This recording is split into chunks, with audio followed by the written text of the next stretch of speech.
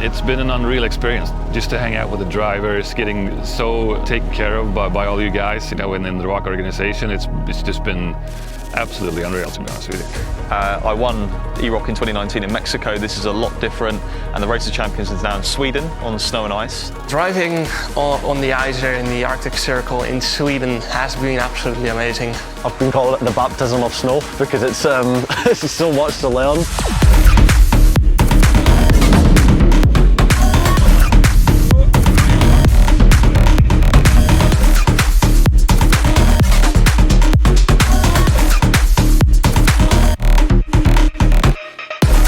It's so different the way you drive compared to what I'm used to, which is tarmac racing. And I learned a lot in that hour we were there in a 911 and a Taycan, two very different vehicles, but we learned a lot and it gave us a good foundation to use going into the rest of the week. Never been in a competition where you had to race on the sim and in real life on the same day as a competition. So that was very hard because obviously they're both quite different. In the real car you can really feel what you're doing, and on the sim you really have to feel everything through the wheel and through your eyes. You have to perceive what's going on.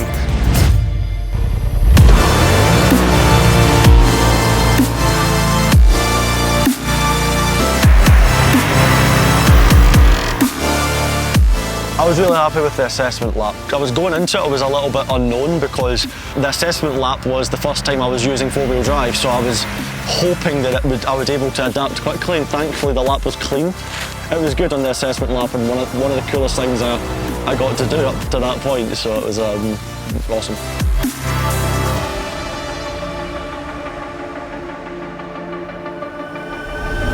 Four gamers competing in the virtual world for the chance to race for real against some of the world's best drivers. Welcome to the eROC World Final in Pitehasbad, Sweden.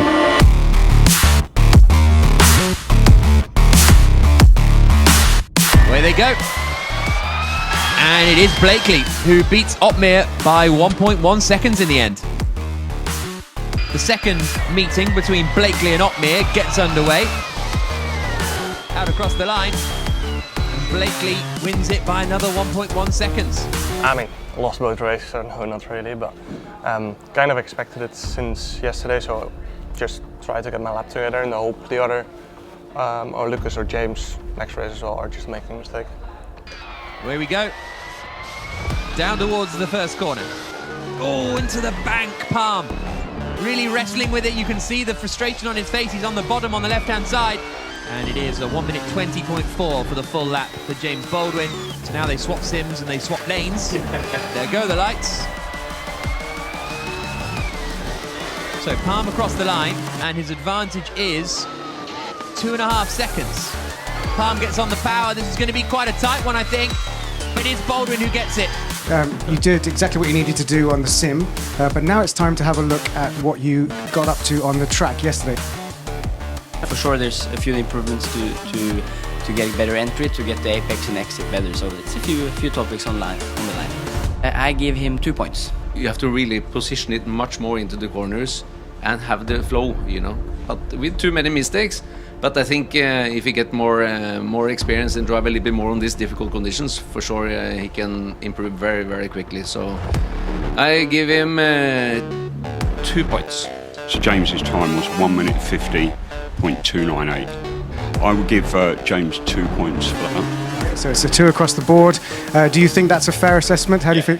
I think that's generous. It is now going to be Lucas Blakeley versus James Baldwin. So it's going to be a close one because neither have lost a race yet so far. But I think Blakeley's going to get it to the line. Just a win for Blakeley. 0.3 of a second. Baldwin's first defeat of the competition so far this morning. We go again. Full speed coming over the crest. Baldwin waiting to get back onto the power. Out to the line. And Baldwin takes it. Oh, Blakeley's had a moment, has he, coming over the bridge? Not sure what happened there to Lucas Blakeley right at the end. He's Scottish, So you have a big attack, which I liked, and no, the track positioning was nice. He did some proper lines to go offline to get a better exit. So I'll give him 4 points. Honestly, I was actually quite impressed because he attacked in the right corners. I actually give him 4 points, and it was quite impressive drive. Unfortunately, Lucas, you was very quick. 1:47. 4:28. It was an amazing lap time, really, for someone with no experience. I know you can't believe you're really here. Fantastic, mate. 4 points from me. You look shocked. Yeah. She's Jarno Opmeer against James Baldwin. Although Opmeer's ahead at the moment, we go under the bridge. I wouldn't be surprised to see Baldwin flying over that bridge and getting across the line maybe just before. There he comes, and it is the win for Baldwin. And now they switch over. Tight race that. Just over a second between them. Let's have a look at what you achieved outside in the snow and ice. I think he did quite correct on many places, clean and follow the line, and yeah, I'll give him also 4 points. It looked very clean. You know, for somebody it can maybe look like, this is not so fast, but no mistakes at all, and I think that's worth 4 points. Pace was very, very close with Lucas, very close. It was another 1:47. You were slightly, a few milliseconds off of Lucas's time, so it was a 1:47.452. Again, I have to give 4, the same as Lucas. I have to. They're the milliseconds apart, so well done. So here we are, Opmeer and Blakeley up at the top, and those two basically have booked themselves a place in the Race of Champions tomorrow. Going into the final, I was like, you know, I'm happy I got through and get to race the real-life cars. The final is Blakeley versus Jarno Opmeer. Opmeer under the bridge, Blakeley over it. Through the split, 43.3 for Blakeley. And the gap is 5.6 seconds.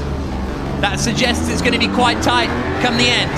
Start to close in because Blakeley will be so slow through the bridge, through the left, waiting to get on the power. He gets on the power now. They come to the line. It's tight, and it's Opmeer. It's Opmeer by 700ths. Very close. Didn't expect that. Away they go. It's reasonable. There goes Opmeer across the line. His advantage at the split is 4.4 seconds. So that's a good run for Blakeley. If Jarno Opmeer in the blue car gets across the line first, he is the eROC World Champion. They come to the line, and Opmeer does it. A 1/10 of a second ahead of Blakeley. Somehow I managed to beat Lucas by only half a tenth. So yeah, that was just very surprising. You could see in my face I was very surprised at that moment, as I didn't expect it at all. So there was no pressure, and I think that helped a little bit as well. As yeah, I didn't expect to fight for the win, and I did. Both of you are going to represent Team eRacing All-Stars in the Nations Cup, and you're going up against Mick, Schumacher and Sebastian Vettel in the first round. How does that feel? Yeah, it's not going to be easy, of course. Going to need a few practice laps more, but yeah, should be very exciting. To see how well these guys adapt from the virtual to the real world, it's really amazing, and it's very impressive.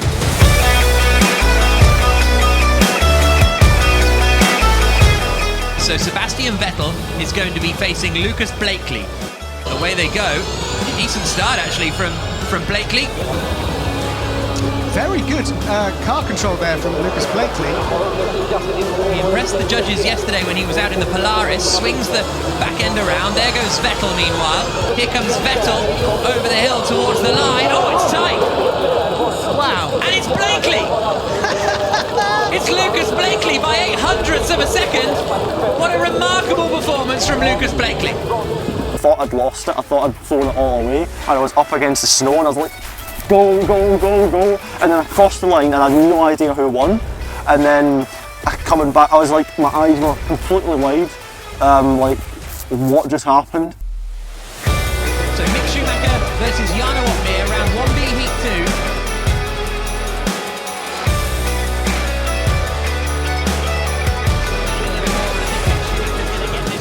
Alright, so Race of Champions is finished now. I had a lot of fun, learned a lot of new things. This was my first time driving in a rally car, driving in the snow and in the ice. So yeah, yeah, it was just amazing. Really had a lot of fun, made a lot of new friends. So can't wait to come back next year.